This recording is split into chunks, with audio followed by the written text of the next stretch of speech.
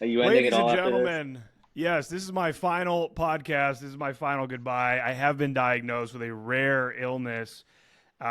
It's called AIDS. It's extremely rare. I didn't do any shady shit. I really have no idea how this happened, but guys, we're back with Alpha Chad. Alpha Chad is going to be co-hosting me on this podcast.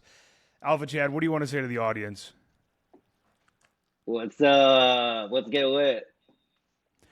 Let's go. Okay, so dude, we're not. When we started this, when we talked about doing this, I kind of decided I didn't want to jump on here and do some sort of like, welcome back, everybody. It's been a long time. I know. I just kind of want to bang into it, right? Like, I just want to fucking jump in because I'm actually really tired of those types of proclamations from myself and from others. You know what I'm saying? No one wants to hear exposition anyway. They want to get into the show.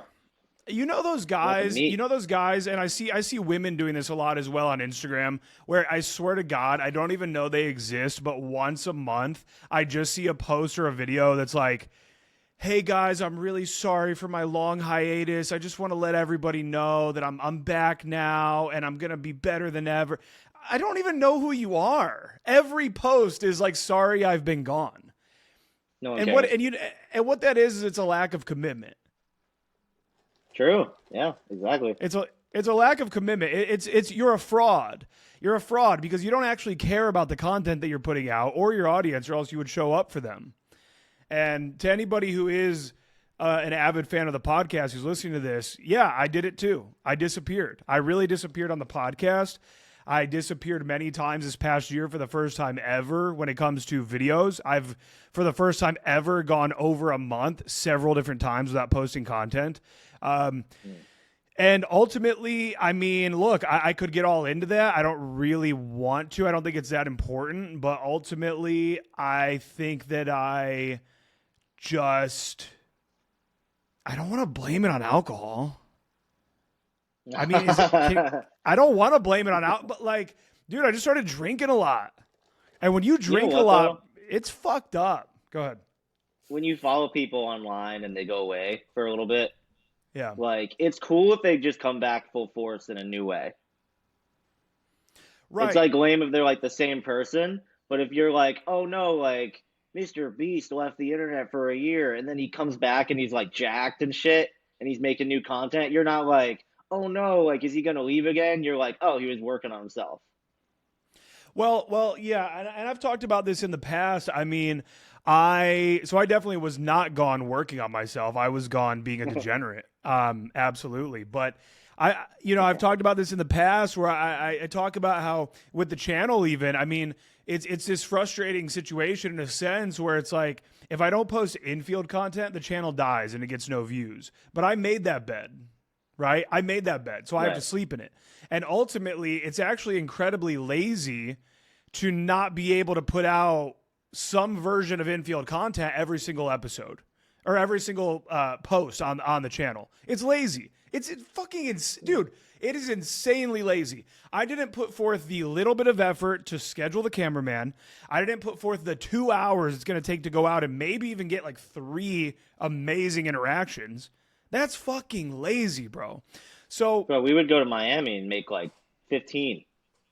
we would make a lot, but also you and I have spoken about how we never really capitalized on that enough. We should have Right. done more, and we could have been doing Yeah. more. We should have been staying in that house with Andrew, Trey, and Ryan and everybody. We should have stayed there and then went and just spent long stays in LA and Miami and done nothing but filmed. That's like how that all should have went down. But I am a psychotic person. I have issues, right? And so I I think agree. that when you're a little bit of like a psychopath, I don't think you can have alcohol in the mix. I don't think you can have alcohol in the mix. I think it made me mentally ill for a little while. I think in So, retrospect, yeah. just like looking at the whole alcohol arc, like the moment it showed up, things just got worse Yeah, in like a dude. lot of Dude. ways. Like, like there Bro, I wasn't hate really to anything. admit it. I hate to admit it, but you're right. It did. Like it just kind of went worse and worse. Worse Like and I couldn't worse and say worse. anything because like maybe I'd be like, oh, maybe like we should. And you'd be like, like what could I have said? Nothing, nothing. Nobody can say anything. You've got Nothing. to want it I for couldn't say. yourself. And that's actually, you know what? That's actually a very interesting sort of segue, I would say, into actually some value for some motherfuckers, which is, you and I have talked about different people in our lives that we've tried to rise to raise up from the depths of hell. Right? Whether it's family members, friends, whatever. And you can't do it, can you? You really can't. Right. I've learned now, I've had to learn the lesson some of the hardest ways possible. If somebody is not actively seeking help, then you cannot fucking help them. It is impossible. And I've tried the most. Like I have Mm. a mastermind with my friends, and I like didn't want to leave my friends behind as I was going up. And you'll stick with people, and they'll see different parts of you that they want to, put on themselves, but it's still their choice. They'll see stuff that you do Mm. that they don't agree with, and then they'll kind of, fall off a little bit with it. But it's Yeah, yeah. everybody's I choice. mean, it's just something where I remember when I found self development, game, all of this. I mean, I tried to be the missionary for a while. I'm the first motherfucker in my family to really like not be a fat fuck. Love my family. If they listen to this, I love you guys, but you're all overweight. I'm the first one. So then I'm like, guys, I found all this shit. I found this particular diet. I found this mindset that helps me to do these casual workouts that, like all these things. And I'm like, why aren't you all listening to me? Hey, other fat friends that I have, bro, I found all this stuff. You got to check it out. They're all still fat. So it's just like time and time again, you learn the hardest ways that even the people that you love, they can't be helped if they don't seek it. And that's why I speak a little bit crass in some of my content where I am a little bit brutal with some of you guys because you're the motherfuckers seeking the help. This didn't come up on your For You feed while you're watching, whoever takes their hand off of this box wins $1 million or whatever the fuck. Right? You're Hey, somehow in this. No, dude, those videos are great. Mr. Beast is the goat. Hey, dude, if somebody talks shit on Mr. Beast, you're a fucking doomed loser, right? Like if you don't like, could you imagine sitting around with somebody and they're like, I mean, Mr. Beast is like cool, but like it's just so corporate now. Like, just if you don't like Mr. Beast, you're fucked. You're fucked in the head. Uh, but yeah, dude. I mean, is there anybody else in your life that you would say that you tried to help they oh just could yeah, not be helped? it was my mom, 100% is my mom. I Mm. tried to help my mom in every way possible, and like it was like it's like a whole, it's like kind of sad. There's this saying with like lifeguards where sometimes you have to let people drown, and like a Mm. lifeguard in training would be like, why? Like, why would you do that? And the thing is that some people will take you with them, and you will then not live to save other people. Mm-hmm. And so there's this concept, and like yeah, like my mother, it's like it's pretty bad with her. But at the same time, I mean, I think we all have that missionary phase when we discover this and we feel so hyped about like the possibilities, and then you try to go help everybody, and then there's this weird feeling where you're isolated and you're like, no one cares except me. Mm-hmm. Like I tried to tell I, everybody. I love that concept. People do need to drown. They really do. I had a talk with a buddy of mine who this is about 6 months ago now, who he does just always struggle to get his life together. Just always. Everything is like, this job fucking doesn't get me, so I'm quitting. This thing isn't working out. This thing isn't working out. And it's just always, and we're the same age. And he finally, we had this talk one day where he's like, yeah, I kind of know that my downfall is that my parents always save me. Mm, He knows that was his downfall throughout all of these years, that the parents are always there to save him, right? And it's like, I guess some people have that sort of higher pride in themselves where they don't want to have to move back home or beg their parents for money or whatever. Like some people have that. For me, that's just never been on the table. I have never once, not at least since I was 20, borrowed money from my parents or anything like that, or even thought of moving home. But I think there's a lot of guys out there where they just know the safety net is there and they have to have it removed. Just like Batman getting out of Bane's pit, out of that dark prison, right? Where the only way that he could actually complete that jump is when every cell in his body now knows the rope is gone and I am going to die if I don't make the jump. And it's crazy, dude. These motherfuckers are just always, when you know you've got safety nets, you are doomed. You really are. Yeah. I wanted to share as we just, kind of get back into this flow. I mean, Alpha Chad, that people they always say two things, right? They always say the infield and the podcast. Yeah. That's what they always say. Dude, when's the podcast awesome. coming back? Bro, I need to see more infield. Oh, dude, I'm here on this boot camp right now paying you thousands of dollars because I love the podcast and I love the infield. It's like it's just those are the two pieces of content, right? And now that the infield is back, and you played a major part in a lot of the infield over the years, and the podcast as well, have you missed doing the podcast at all? I did. Yeah, for sure. I think what I liked about the podcast the most was that it was a labor of love. Like, we didn't have to do it. It was like the one thing we didn't have to do. But we did it, and then like when we got on, it was funny because like, podcasts like, oh, professional equipment, like getting serious. And then we'd just be in like the backyard or the front yard with like a fucking beer and it's just talking about game stories and shit. And like that when people talk about the podcast, a lot of times it's those things actually that they like, and not necessarily like always the value.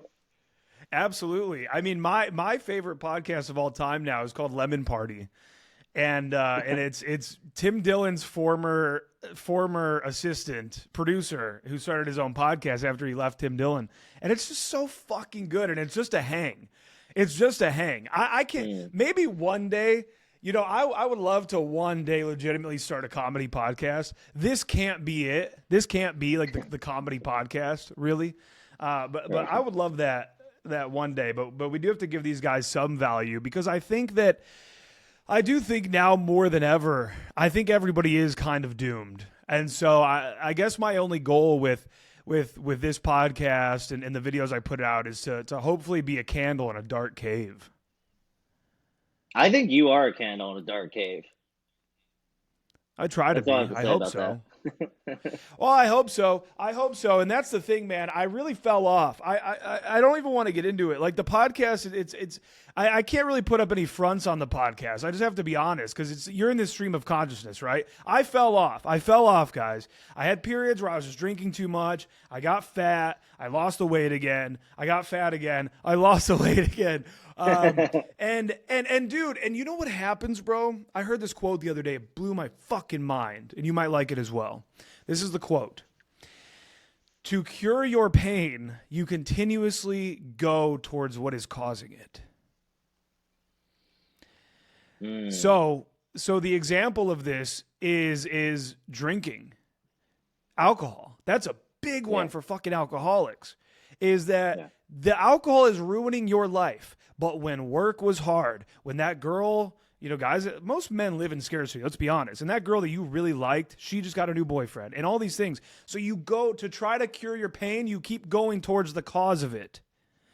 So many guys on this podcast listening right now it's just me and you on the podcast. And I'm like, people that are streaming on this podcast right now that are here on it with me. No, but people, people listening right now, I'm not going to rant about this the whole show because I talk about it constantly, but this micro pleasure seeking, I think, is the absolute downfall of most men today. And I want to be specific with that when I say micro pleasure seeking, because you'll have a lot of people out here that are like, yeah, I don't drink, I don't spend time with women, I don't do any of these things that are a distraction to me. But then you'll have tons of entrepreneurs that are wildly more successful than those guys. And they're like, dude, are you fucking kidding me? I party, I go to this, I go to that, I get laid, all this shit. So it's like, well, where's the difference then? The difference is that the successful motherfuckers on this planet, they are not pursuing micro pleasures throughout their day. So the micro pleasure that I'm referring to here right now is TikTok, Instagram, Twitter, scroll, scroll, scroll, the doom scroll, all right? Does that successful entrepreneur go and spend 4 whole fucking days raging in Miami maybe? Yes. But during the other 26 days, is he laying there on fucking TikTok for his first 30 minutes? Absolutely not.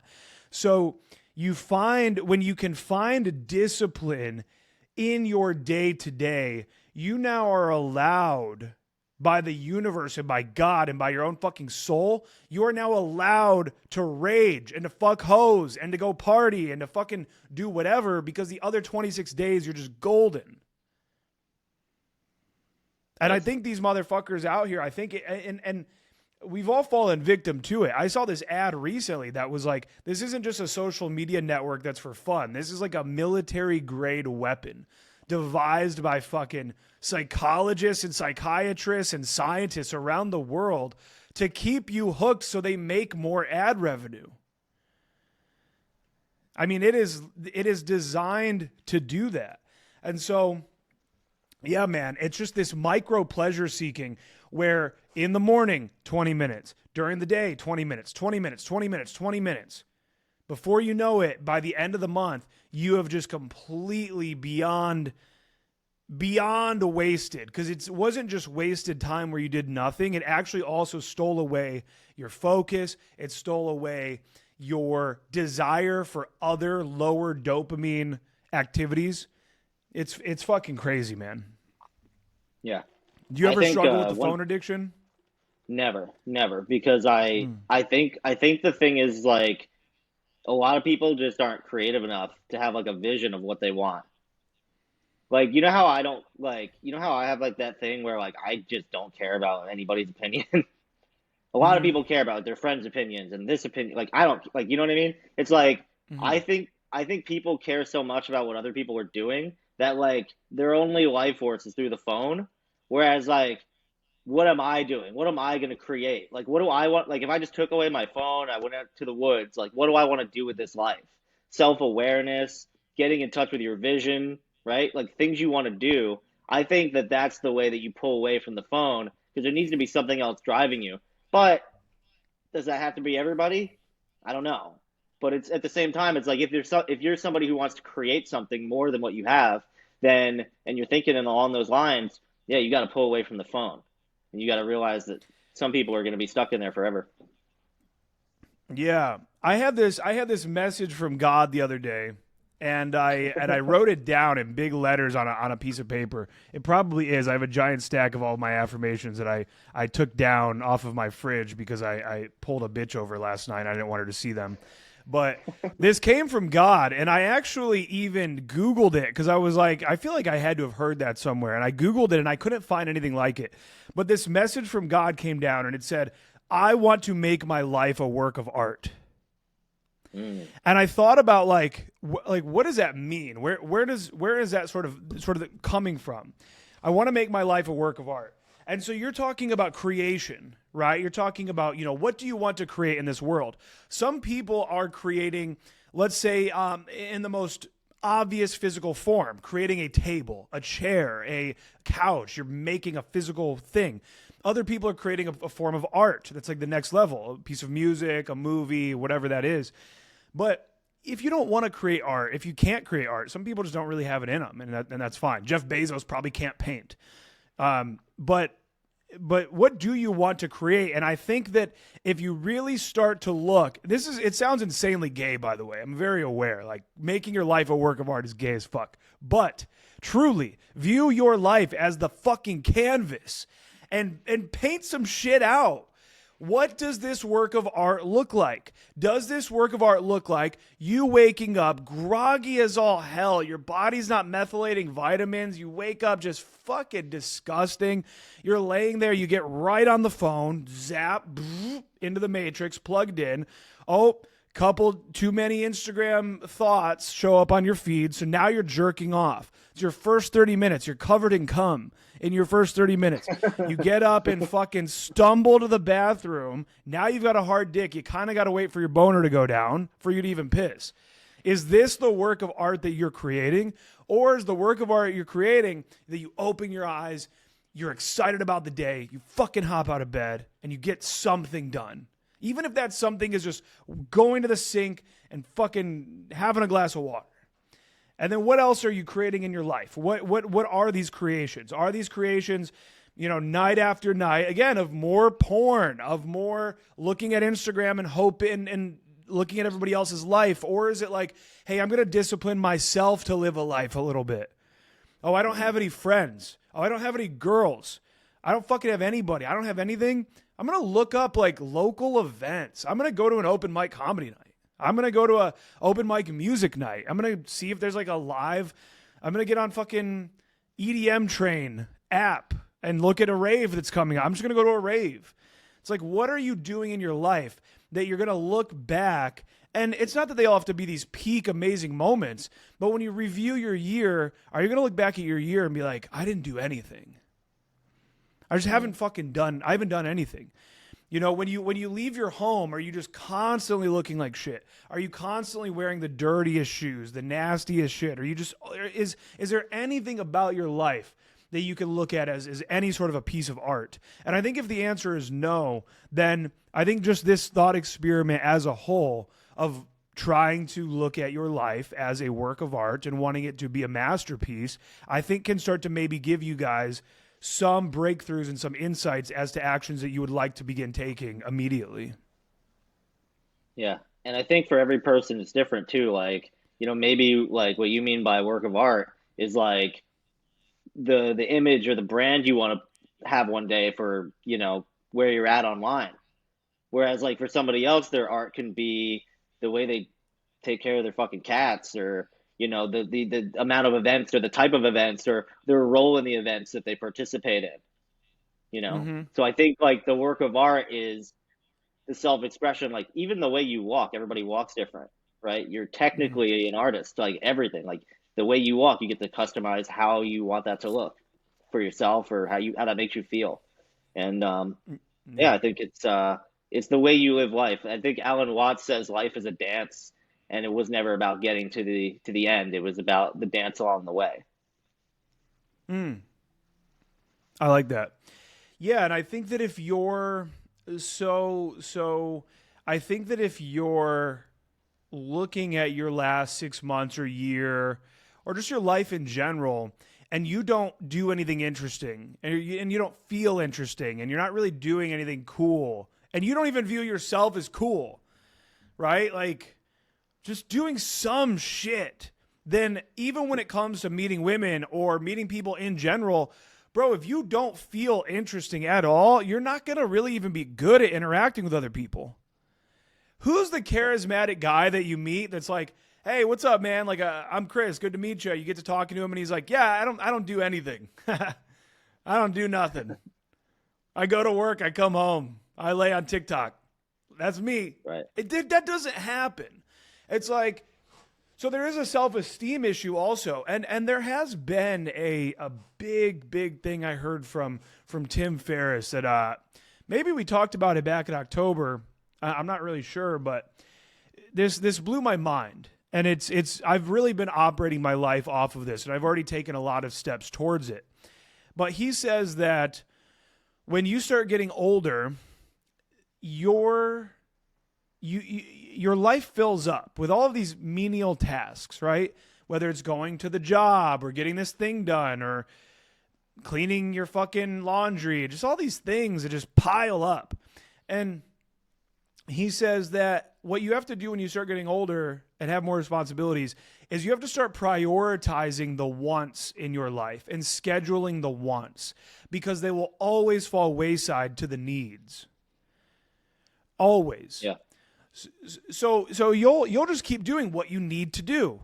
Get that paycheck, pay that bill, clean this thing, do that thing. Oh, now it's 9 p.m. I'm fucking beat. So time for some Netflix. And before you know it, 6 months has gone by, a year, and for many guys on here, 5-10 years go by where you can't even look back at a fucking memory worth remembering.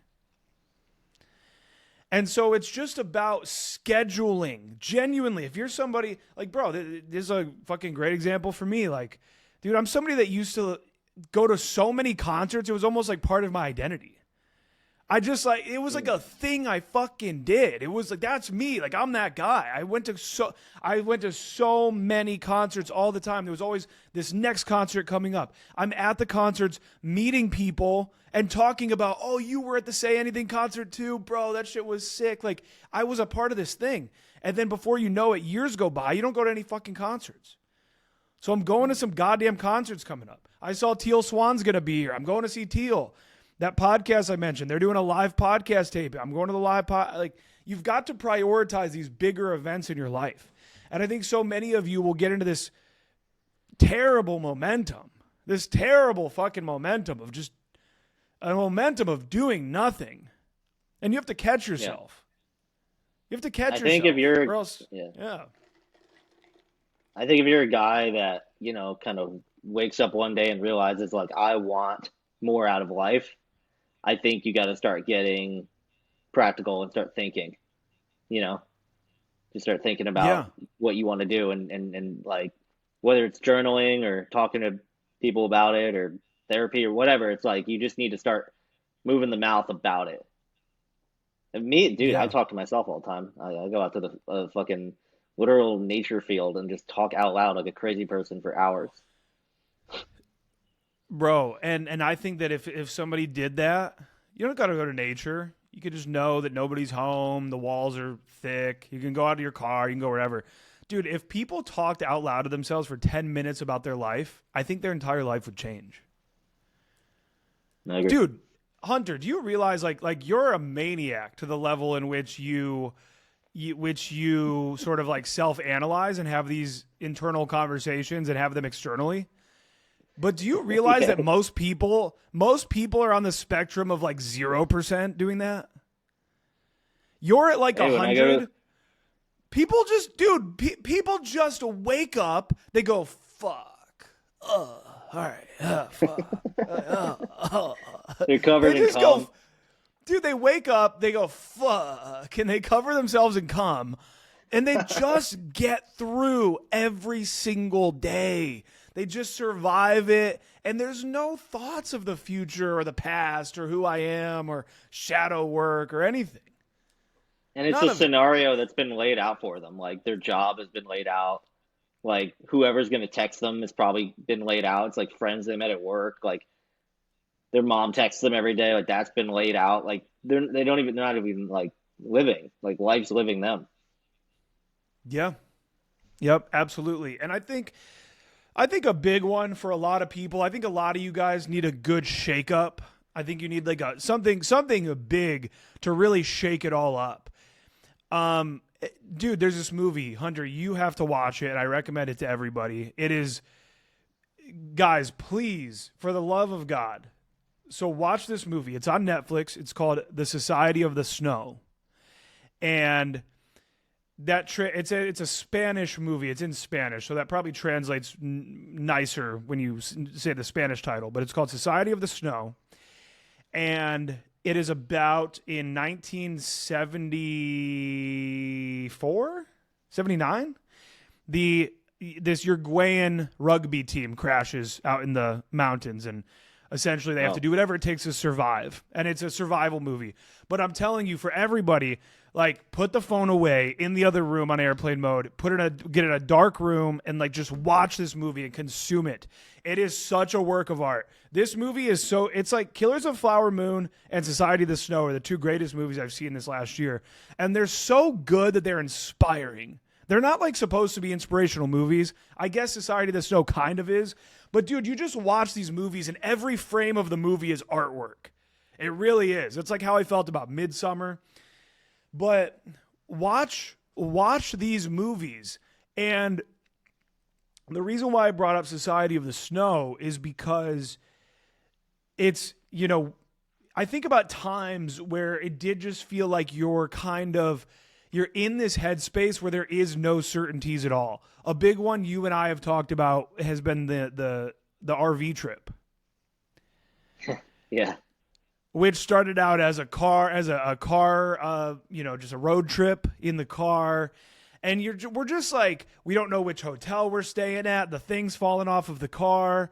We don't know which shitty Airbnb we're gonna stay at. We're at somebody's weird little outhouse in California in You this broke tiny little down. room.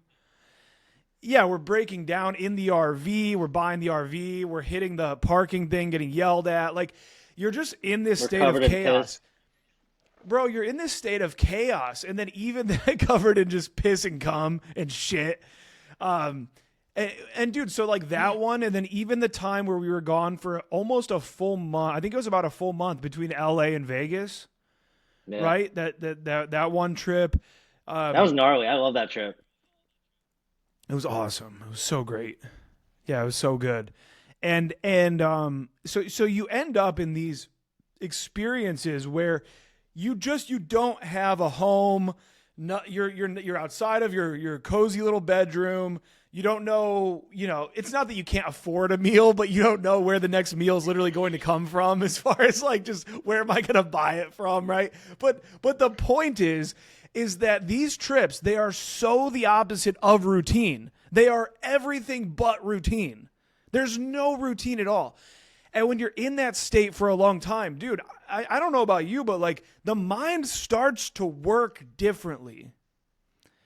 It really does. Like you're just in this kind of cool cortisol problem solving state just at all times.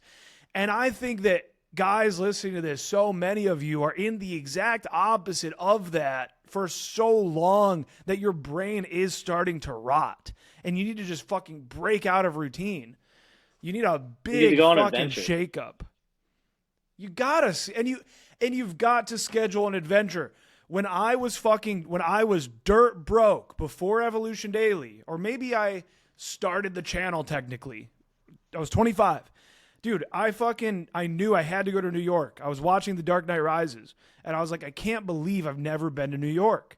And so I did not have much money, so I'm like, if I space this out over the next 6 months, I can afford to get this first, then that, then that, then that. And so I just did it. And then before you know it, I'm in New York. And I'm just like, fuck yeah, like I made it here. And so all of you don't plan shit, you procrastinate all these tiny little things in your life to where your life just ends up this mundane, sad excuse. There's no artwork at all. You're a shit smudge on a San Francisco brick wall. That's what your life is right now. Put that in a quote. That's all you guys are. Somebody email me that. In the past, I would ask people to email me a quote and they would do it. I got to find... Dude, there was a really good one that I stopped in the middle of the podcast. I was like, somebody send me that. And then they did, but it would take me too long to find it. But it was a good one. Mm. Hell yeah. But yeah, dude, motherfuckers. I think scheduling the adventures. Shit. Yeah. Dude, I like... What's something you want to schedule? Me? Yeah. I mean, I love going back to New Jersey and like doing like crazy events with the friends. I was gonna do kind of my own like trip to Miami to go to a spiritual coach, but it ended up not happening. But I am always aware that I need to schedule stuff. I'm always like trying to like do something. The way I look at it is like at least once a month for me. That's where I'm at. But like if you're more crazy and you want to do more stuff, like do something every 2 weeks, like have something like that. And even just brainstorming, like, what would I even do? Like, if you don't even know, then you got to like sit down and think about some stuff. Yeah, and also too, man, I think that a lot of people. I remember when I was growing up, and I remember when we were in 8th grade. I was like 13, and then going into 9th grade and all that. And I remember my buddy Dominic, who he got a guitar. I was there when he received his first guitar from his uncle.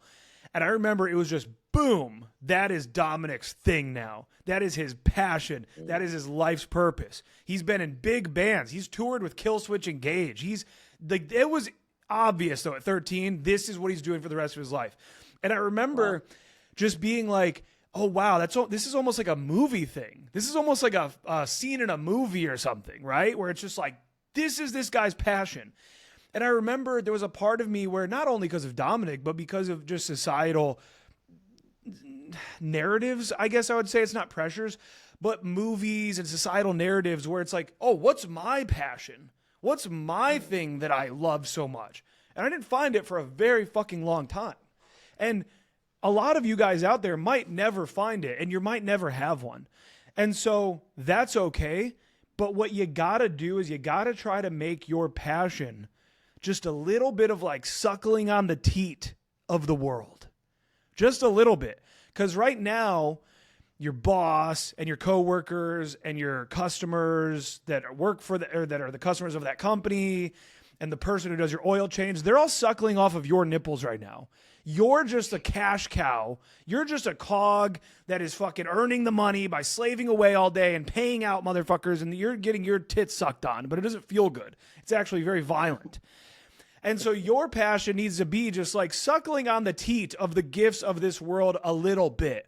Putting yourself around in, dude, like hot women are angels. I hate all this red pill shit. Bro, I love hot women. Hot women are just, they're so cool. Even when they're dumb sluts, even when they're dumb bitches. I like being out at the bar and being in their presence. Even if they reject me, I'm like, what a beautiful life that I get to look at this fucking body. That I get to be near it. Go ahead. I hate when guys shit on women because they're always lame. I hate it. I hate it so much. The women are so much cooler than them every time. It's so bad. Always. It's so bad. I'm a high value man. No, you're not. You're not a high value man. You're not a high value. Well, look at my bank account and my cars and what. Who cares? You're gay. You're gay. You don't like women. You're lame. You're gonna start banging your boys soon, and you're gonna be like, this was the next thing. It's like not only are we MGTOW, but also we think we can have a beautiful life together. So we're gonna fuck each other now. You're gay. We're gonna go our own way to an island. Life is about getting pussy. That's all that life is about. I don't care what all these dumb fucks say. And you know when it's not about getting pussy anymore? It is actually when you get a little bit older and your hormones are crashing. And that's supposed to happen. Nature is you're not supposed to have high testosterone as you get older because more testosterone makes you less empathetic, therefore less likely to cater to a woman to raise the child and to the children. And you're supposed to become this wise elder of the tribe and not be a warrior anymore. So when you get older, yeah. But these dumb fuck 25-year-old kids out here, 22, that are just like, just hating on OnlyFans women and think that there's some like grand victory headed their way one day where these women are going to get retribution. They're not going to get retribution. These women are winning. They're going to win forever. So it's also like, go ahead. Just like guys with their friends online and stuff. Like I think like these incel-esque people are kind of doing it and saying it so that other incel-esque people will read the comments. They're trying to connect with more of those guys. Right. It's like, just that's where they're getting their connection. It's this huge cope. And it's crazy. And there's a big one right now where Riley Reid. Have you been seeing that Riley Reid got married and has a child? No. I think I did see one in the image. Yeah. So, hardcore, crazy porn star for so many years. And in these red pill kids' minds, right? These red pill kids. And I say kids because the older ones, they know that they're like dementing an entire generation and they're making money off of it. They know what they're doing. They're old enough to have been programmed and understand that like getting pussy and partying and shit is cool. Because it is. It is cool.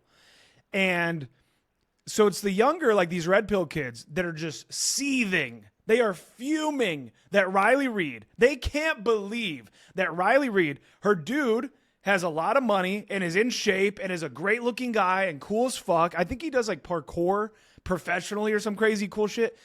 Bro, they're going to have a happy life forever.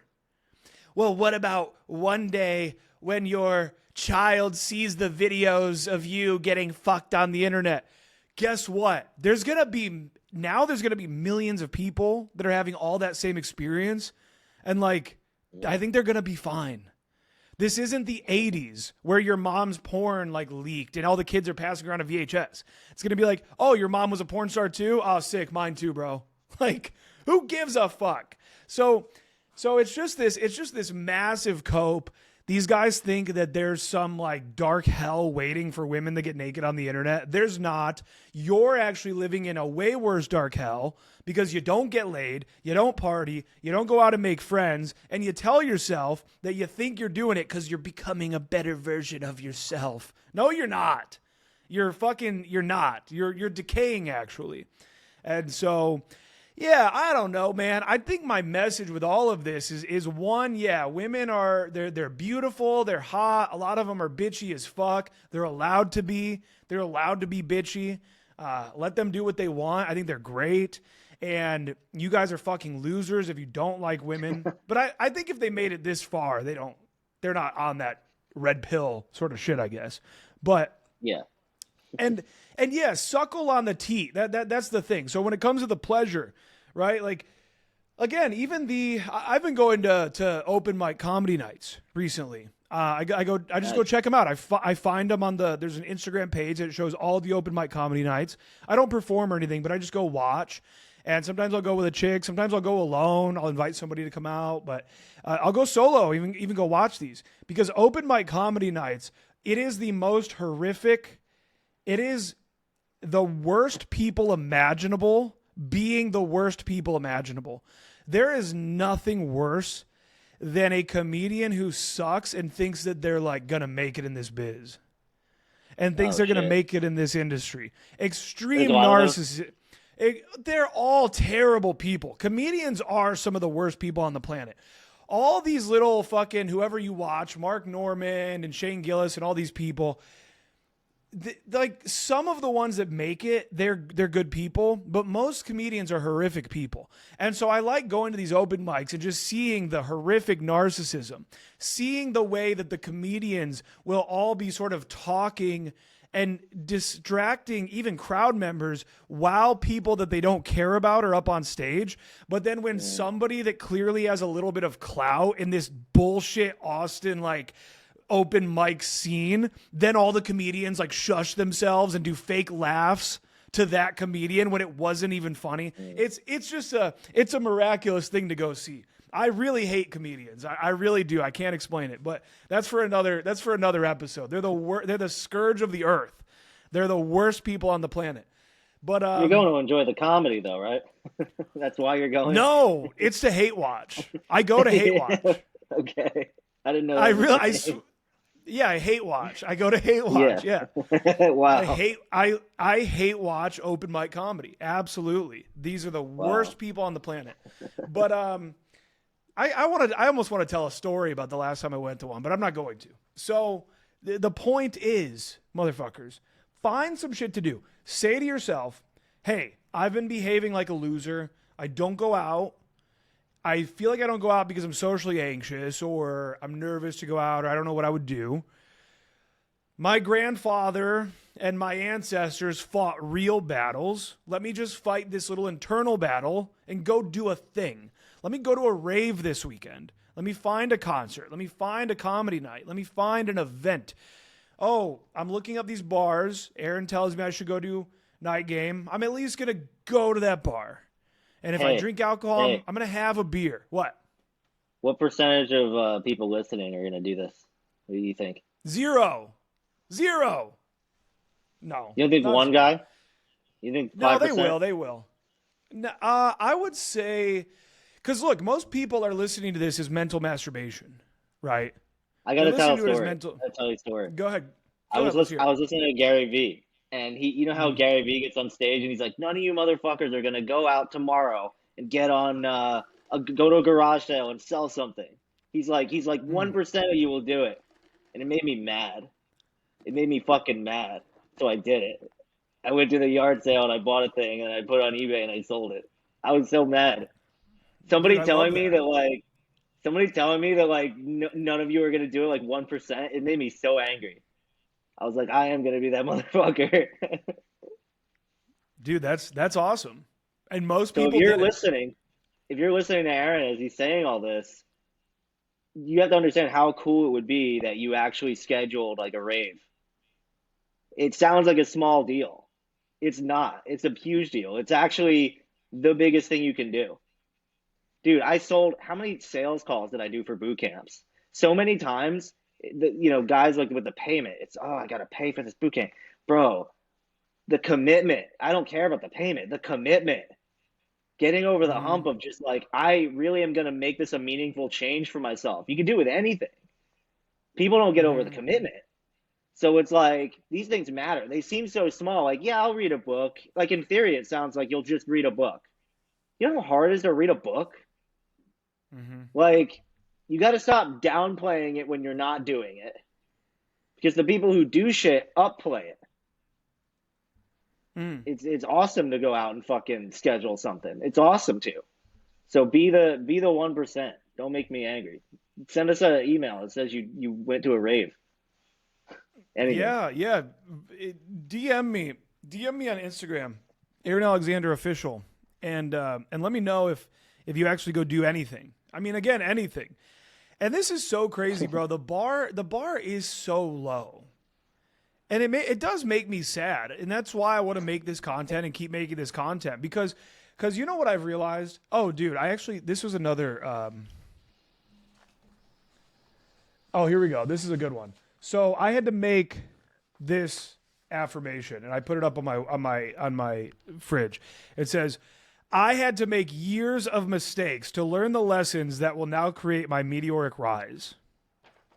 Hell yeah. I had a period where for a little bit where I got really in my head about the past, and I've never been that motherfucker. Just thinking about these things I should have done differently and all of this stuff, and then the final moment of that was this. This is very profound. For anybody listening, I recommend you do this. If you're struggling for motivation, I want everybody to, and I've got the whole list right here. I made a list of all of the bags that I have ever fumbled in my life. All of the L's that I have fumbled. Oh, dude, I just realized that your audio is coming through your AirPods. Is it? Yeah, because when you gulped, I could hear the gulp so clearly. I could tell it's Oh coming through your no. AirPods. It's okay. Oh It doesn't shit. matter. Well, no, now we Okay. just know why the volume couldn't be turned up, but it's good. We're You good. know what's crazy? I So, went to yeah. It's all good. When yeah, I yeah. clicked on So, mic, it said AirPods. okay, okay. So I have this list now of all of the bags that I've ever fumbled. Are you familiar with like hip hop lingo, Hunter? Do you know what that means? Like get in your bag. Yeah, so like fumbling a bag means like you missed an opportunity. Right. Okay. Okay, so it says like all the bags that I've ever fumbled, and I have a long list. And well, it's not that long, but I would say it's about like 8. It's around 8 of the bags that I've fumbled. And at the bottom of the list, it says, my life's purpose is now essentially to succeed so hard that none of these bags that were fumbled, that all of these bags that were fumbled can be chalked up to being my greatest lessons. They have to be. I had some fuck ups that were so brutal, so insanely bad, that if I am not a multi-millionaire with 4 girlfriends that we all live together and they all just suck my dick 20 times a day, and I live in a fucking mansion on the ocean, in a village by the sea, if that's not my life, then all of my enemies win. And another big one is I won't let them win, also in giant capital letters. These are all the things on the fridge that you took down when you had the girl come over. Yeah. It's maniacal. It's maniacal. Let me see the ones that I'd be willing to share. She's in I the don't want to share kitchen and that she one. sees like, I can't let them win. I'm crying. Oh, this is another one. Sheer force of will. All of That's all it life, says. yeah, dude, what the fuck else would it say? Sheer force of will. All of life is about imposing your will onto everything and everyone around you. Like, and your will is so strong, but people don't believe in their own will. Let me find another one. And yeah, these all had to come down yesterday. Should have done it sooner, do it now. That's a You good should one for sell me. these. I really had to. Oh, here's one that was just for the day. 4 videos today or bust. I won't let them win. Yeah, dude. Guys, I've seen Aaron do this for years, by the way. I've got so many of these, and then I'll like rotate them in and out. You have to look at them all day. Do you guys realize? You know what people don't realize, bro?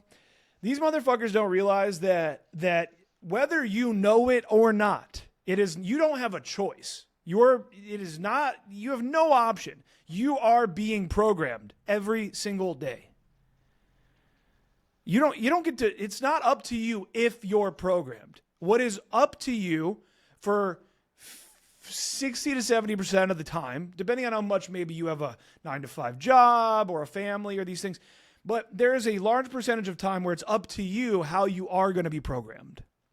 And are you going to be programmed into human trafficking and the world is falling apart and everything is dying and everyone's going to die and we're all dead and fucking women are all hoes and whatever? Or are you going to program yourself with some positive fucking messages? And that's why podcasts like this are powerful. This is why my videos are powerful. This is why Teal Swan and Abraham Hicks are powerful. Or whatever, wherever you find, or Tate or Gary Vee. Bro, I stopped listening to Gary Vee a long time ago. And looking back, I did that because I was entering a darker headspace and Gary is so positive that it annoyed me. I agree. The world is not as it is. The world is as you are. However you are, that's the way the world is. And I can look back at the times where I was the most pessimistic about the world, and I realized like, oh, dude, I was fucking just dark at that time. Even during COVID and Black Lives Matter, we were like having fun. We were still like just doing shit. It didn't matter. We had the best time. Maybe there was like a day or two. There was a day or two when the Black Lives Matter protest started, I did panic. And it was because, I mean, look, it was already COVID, so the business was taking a hit, and now the world is burning. Hey guys, don't you care about your dating life? While like you look over and like your house is on fire and there's a mob trying to like hang you in your fucking, are you tired of dating fatties? It's like, no one cares. So there was like a 2 to 3 day period of panic, but we were having fun. Didn't matter. You sent me out to Kroger in like a very frenetic energy to go get like water and like 50 cans of beans. And then like we didn't board the house up, but like it felt like we were gonna. It was crazy. It was crazy for people. But then you showed listening me footage. Yeah. You showed me footage, and it was like a flipped car on fire and shit in the streets and like broken windows, and I was like, okay, like that was only a walk from our house. Like I was out. Say. I was out the night that it got bad. The night one of it being really bad. I was out. I was on the rooftop at Seesaw looking down, and I was with people, and tons of other people were there on the roof of Seesaw and looking down at the mob going through and breaking windows, kids walking around with huge, like as much clothes and shoes as they could hold because they just robbed the stores. I've got footage of all of it, all the broken store. It was insane, bro. So yeah, I think it was okay to panic a little bit for a couple of days. Yeah, no, for sure. But yeah, dude, this podcast is the most requested piece of content. It's this and the infields, and people want the podcast. Somebody hit me up the other day. Man. Somebody was like, please start doing the podcast again. It doesn't even need to be pickup related. Just like do the podcast. I've heard that a lot. People love this. And who did I tell? I told somebody I was going to do it with you. I want to remember who said it. A student? Yeah, or like somebody in the mastermind maybe. But somebody said, I was like, oh yeah, I'm going to be doing it with Hunter. And they were like, oh, dope. You got those are always the best episodes. They're like, it's cool when you have guests, but like you guys have such like a great dynamic that I always like get excited when it's literally just the two of you, which is an interesting thing because most podcasts, like for me, I only listen to Rogan if I really like the guest. I don't really care much about, but I guess also it's because that podcast is not, there's no real learning unless it's from the guest. So I guess you do Yeah. have to kind of care about the guest. Whereas with this, they learn a shit ton. Always. It's the most valuable piece of content on the planet. And we still bring on guests. Yeah. Yeah. I'm going to get Like we some still guests have on a here. I'm going to get some but guests on somebody here. told me Yeah. somebody told me a while back, like Aaron's like the crazy one, and then you like ground him a little bit. You like have that little string just like holding him as he like goes crazy the whole time. So like there's a little bit of like Yeah. grounding and then you going nuts. You don't like that. I Yeah. don't think you like that. No, I love it. No, that's Oh, great. No, that's okay. great. Okay. No, you know what? I wouldn't have liked hearing that 2 years ago. I got That you. would have pissed. That would have pissed me off. I would have been like, "Fuck you, whoever you are, bitch ass mother." Dude, I've been throwing Yeah, I around the can't say their soft name. A. I've been throwing around the soft A N word a lot lately. I gotta chill. I gotta make sure not to be saying that on the podcast. I'm just Damn, kidding, dude. guys. I don't say that. No, but you know what, bro? You know what's crazy? I'll share like an interesting life perspective with you, and we're gonna keep this episode around like an hour. But the reason why I say that I would have actually been pissed about that in the past probably is because it's so how do I explain this? Okay, let me explain. I have been shamed a lot throughout many different social circles or women or workplace. Like I've always been shamed specifically for like not being chill. Oh, And okay. it would be like it would never be people sitting me down like, "Hey man, you're not chill." But it would just be all of these like different scenarios where me not being chill, it was a problem for other people. And then you kind of get into this like pick up self development sort of space where also one of the big keywords that everyone's always talking about is like being grounded, like really grounded, grounded. I'm not grounded. I don't care. And I Yeah, think I yeah. used to want to be because I wanted to sort of be this more like more masculine, grounded, like energy. I am the oak tree that weathers the. I'm not. I don't care. I don't give a Say fuck. you're not the oak Fucking. tree. Say I'm it. not the oak tree. I don't give a fuck. You guys are losers. I meet a lot of oak trees and they're boring, and I don't really want to hang out with them again. Like I don't care that I'm not that. So it is this interesting thing. And I think part of it is age, which is wisdom and experience. But I think I've just got to this point where like I know who I am. I'm cool with it. And everything anything I ever tried to be that wasn't directly in line with like my own soul and my deep subconscious was a complete failure, a complete waste of time, and is lame and retarded. Yeah. What are I your want thoughts to on that?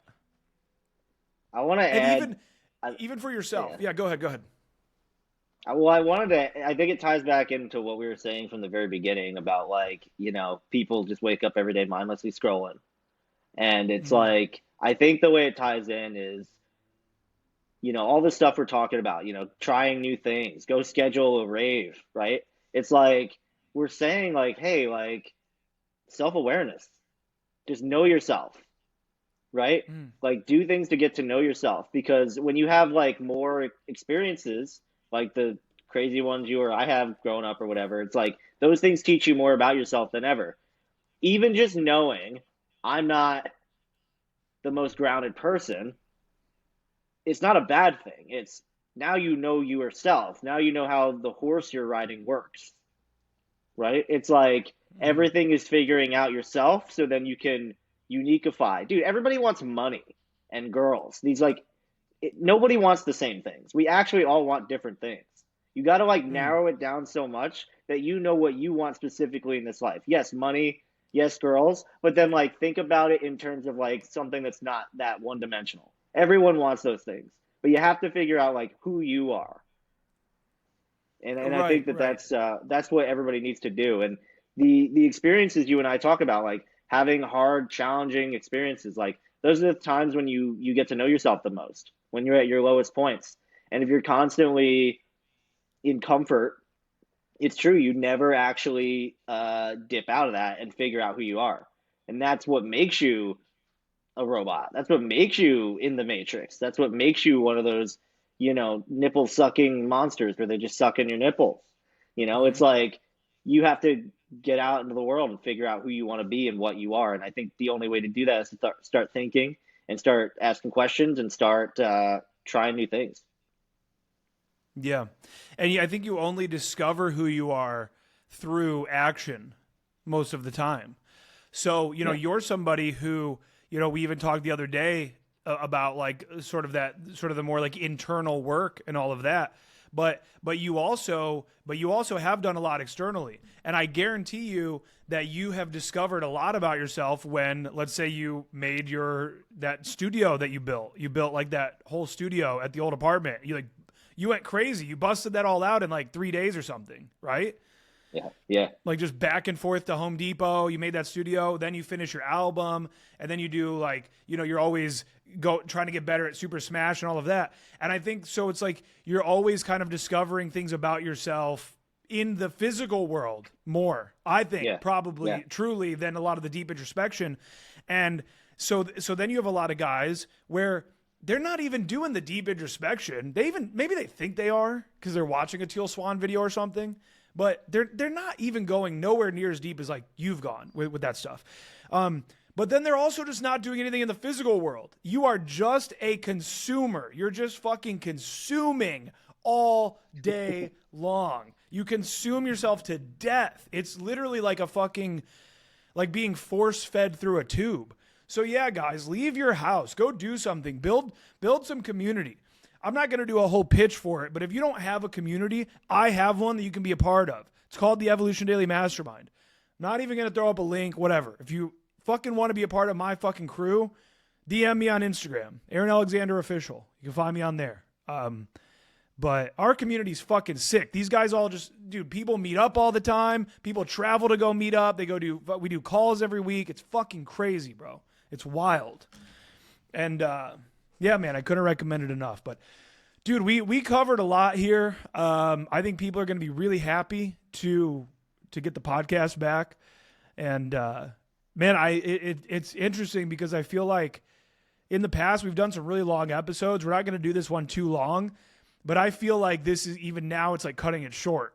I'm like, fuck, I want to keep ranting, but we'll save it. We'll save it for another episode. This is like the we're back episode. Yeah, it's like the soft relaunch. Like let's just, launch it, just get it back going. And we'll see what the reception is. Did you have anything you wanted to say before we wrap up? I think we're pretty much good here, huh? Not in this episode. I have lots to say, but I think we could save for another time. Sweet. Okay. Hell yeah. Absolutely. Well, guys, thank you for tuning in. This will be available on Spotify. I'm going to post this on YouTube, everything. And we're going to try to always keep it to video episodes again. Back in the day, I would always... I personally just want to do audio. I think audio is great. Zoom, it doesn't matter because either way, we kind of have to be here on the chair, right? But in-person episodes, I loved when we would just sit there with the mic, man. Fucking sometimes I'd just be like laying on the ground with like a bush light on my chest and just be like talking on the fucking mic. It's like great times. But dude, listen, I'm off the alcohol. My vibe is insanely high again. A lot of us think about addition, but we don't think about subtraction. Addition. I need to go to the gym. I need to go game. I need to add. When a lot of the answers in your life, they actually lie in subtraction. What is it that you're doing every day that, yes, might be a little hard to stop, or you might have to go through some issues to stop it, but what can you remove that is actually going to greatly improve your life? And for me, my name is Aaron Alexander. I'm an alcoholic. I cannot casually drink, and that's all there is to it. And because I don't casually drink anymore, I'm banging out content left and right. The YouTube channel's on fucking fire. The podcast is back. The Instagram is blown up. I went from 1,800 followers to 7,000 in the last 2 months. Just like, boom, it's done. So, all right, guys, thank you all for tuning in. Leave a review or something. Just go to CoachAaronAlexander.com. Go to my Instagram, Aaron Alexander Official, and apply for coaching. I will coach you. Many of you have a very weak mind. I will help you to create a strong mind that is capable of making more money, having a better body, and attracting beautiful women into your life. Thank you for tuning in. Peace.